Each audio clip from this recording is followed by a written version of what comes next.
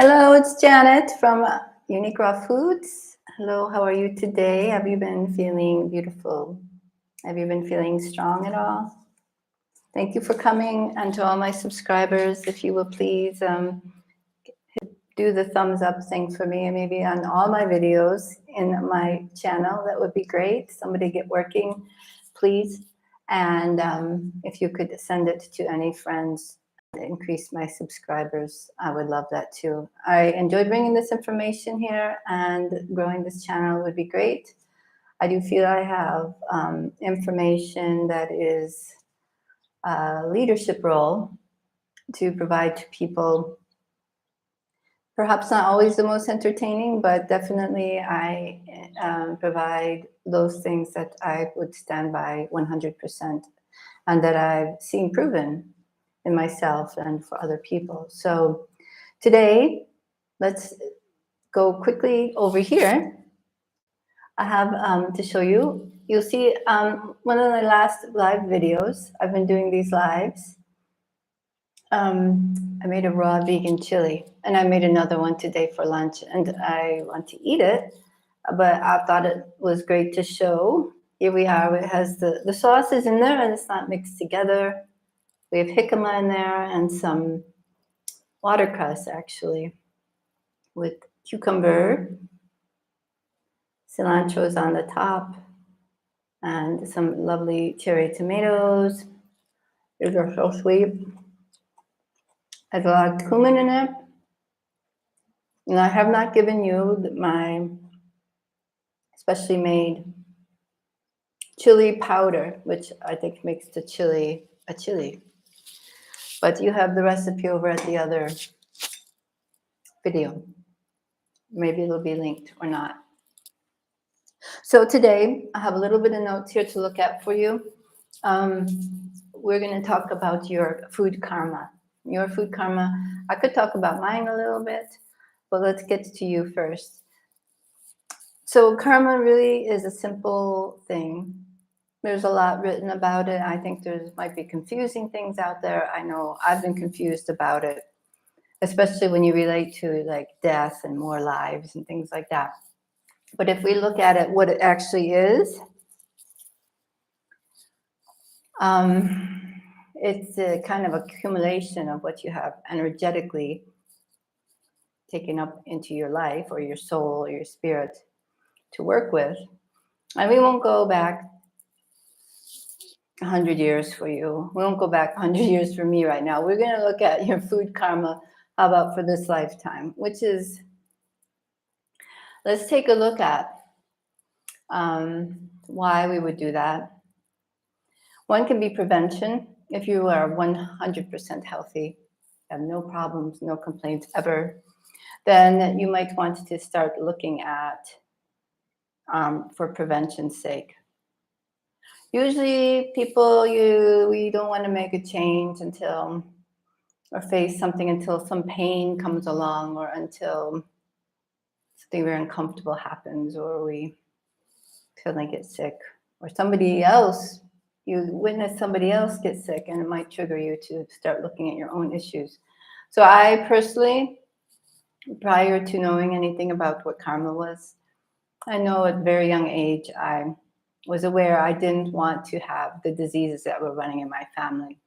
Now, that doesn't necessarily mean because your parents do that you do, because it isn't really that genetically passed down. It is more the food karma that is passed down. There might be some genetic things, but so much could be done from a base level of good nutrition and discipline. So I decided I don't want to die of cancer. I don't want heart disease. I don't really, diabetes does not look like fun. I don't even want to wear glasses. I wanted to use my money for other things and time.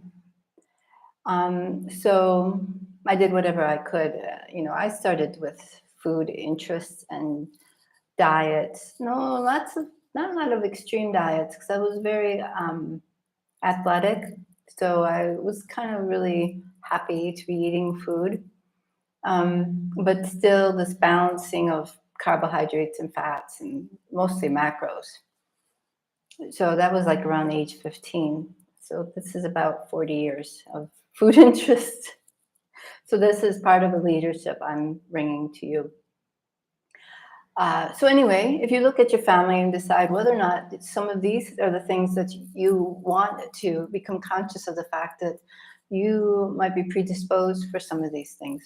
Some of the other karma that you can inherit from your family, from your parents especially, that you were born from, is toxins. So you'll be born with toxins in your body, and also things like, well, let's start with the toxins. Some of these things are going to be accumulated plastics, heavy metals, definitely. The heavy metals come from things you can talk about, things like pesticides daily, you know, like mosquito spray they send out into towns still, to everything that's from the DDT from decades ago that was in the earth that your family ate. And so that was, you know, that took up home in your parents' body and their parents' body, and it does get passed along. So here you have already the karma of your health building up. And these things contribute to some of these diseases that run in the families. So the next thing we can look at is the food your grandmother ate, the food your grandfather ate, parents, and then while you were in the womb, what was ingested at that time. So that's what's going to affect you. If your mom loved chocolate and coffee or tea or green tea and thought she was doing a very good job. Alcohol, of course, we know about drugs too. But these very minor drugs, caffeine, that are highly addictive, this is then imposed upon you in the womb. So that's adding into your karma as well. This is accumulating little layers in you, even though you're tiny or just an idea. You know what I'm saying? And then we can jump into, so that'll carry over your family's food and their habits and their knowledge and their beliefs about eating.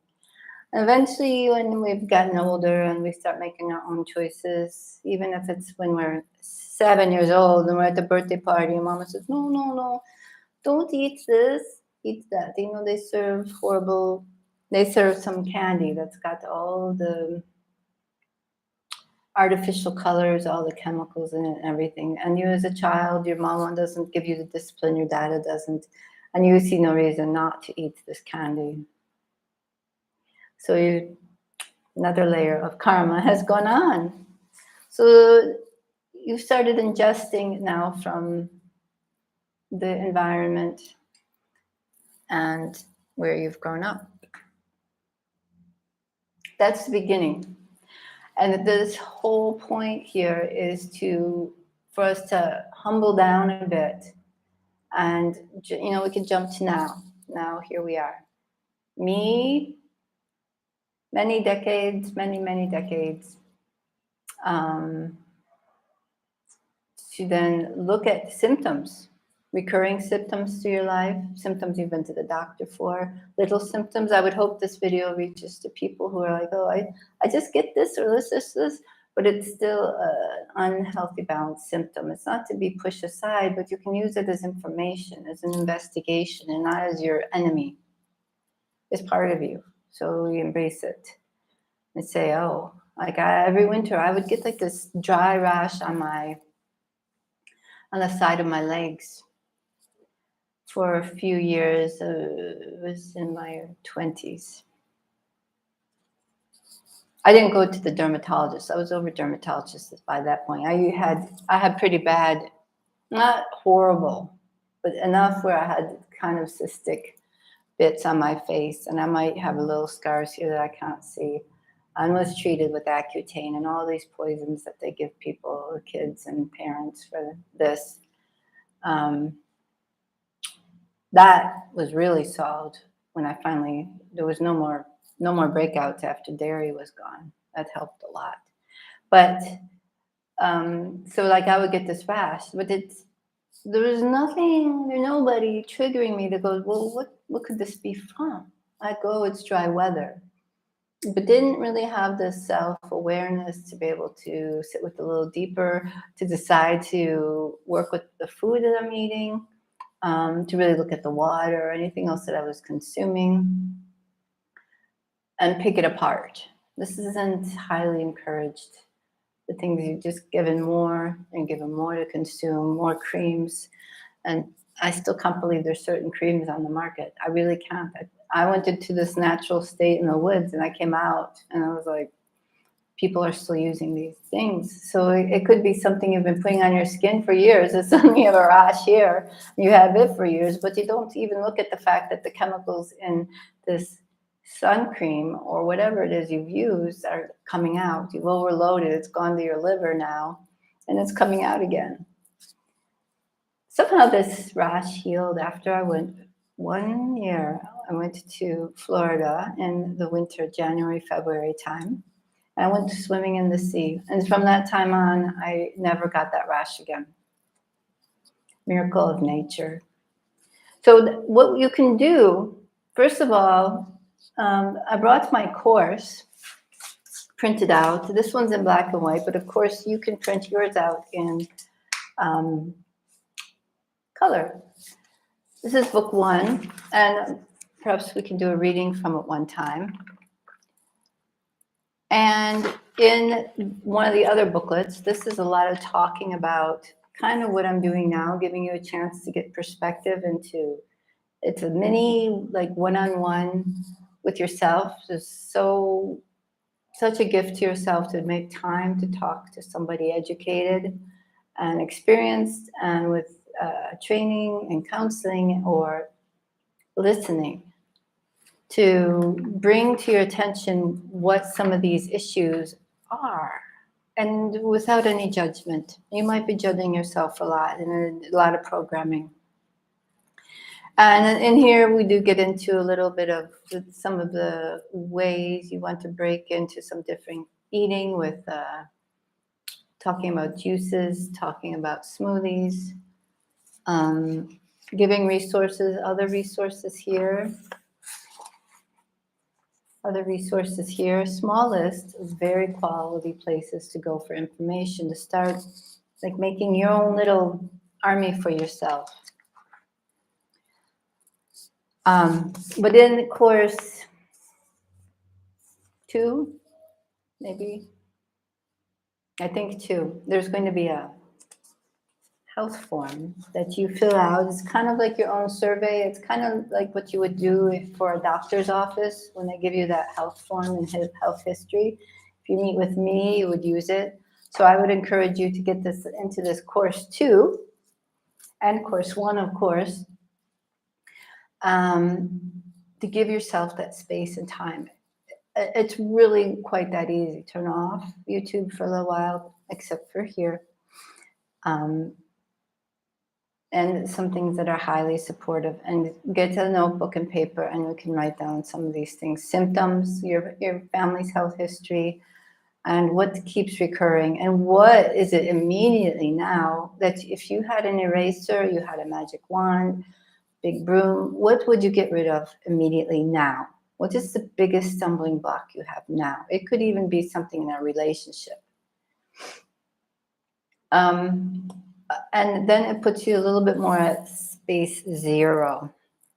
And from space 0, you can start to become, and you have a consciousness, this is awareness of the issues, a non-judgment, what you want to do, and then you're going to start keeping track of what you're eating.